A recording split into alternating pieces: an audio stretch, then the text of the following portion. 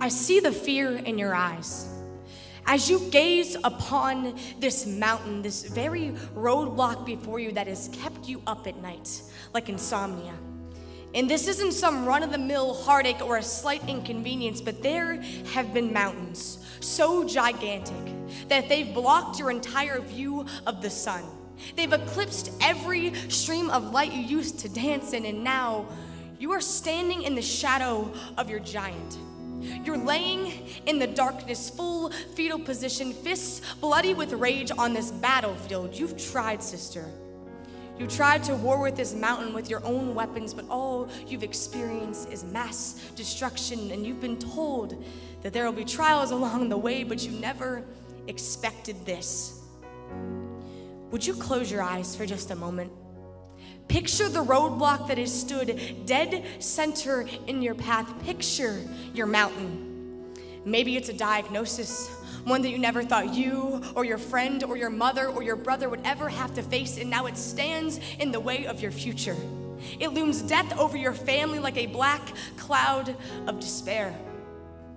Maybe it's a mental illness, one that whispers insecurity and doubt into your ears. It tells you you aren't good enough and that your existence isn't worth anything. It pushes you into the corner. You're cowering in fear, clawing the walls for answers. Maybe it's doubt.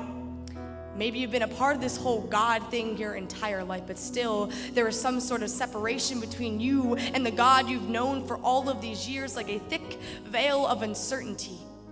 You may even be wondering why you're sitting here right now at a conference about courage when you don't even think you can muster up a single ounce of it yourself. Maybe it's the sin you can't quite break, the addiction that makes your hands shake, the fear that makes your bones ache, the happiness you've tried to fake. Picture the mountain, the thing that has breathed death over your path, the thing standing in the way of the life God has promised for you, the thing that has skewed your view. Picture it. Sister, open your eyes. Do not be afraid of this mountain, of this circumstance that seems to only lead to anguish, but be of good courage.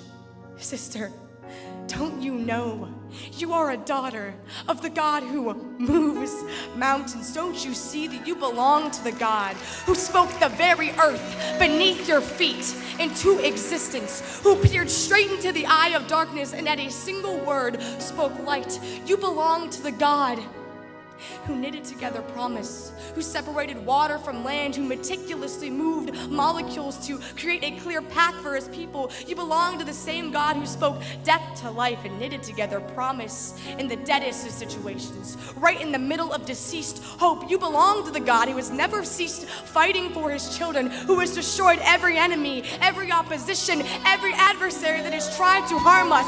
You belong to the God who used broken, hurting people to compose his lineage, to be his best friends, to bring forth his kingdom. You belong to the same God who has made the impossible possible, who has set free captives and saved men from the flames, who strolled on the sea, who resurrected the dead, the God who has healed the bodies and hearts and souls of billions, the God who today is completely on your side, hand in hand with us, fighting our battles. Don't you understand, sister?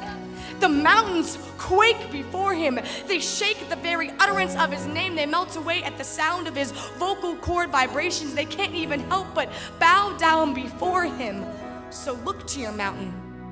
Stare it dead in the face and declare it. Say, who are you, O great mountain? You are nothing, for I am belong to the God of the universe. Speak in faith and your mountain will move right from its place. Look right at it.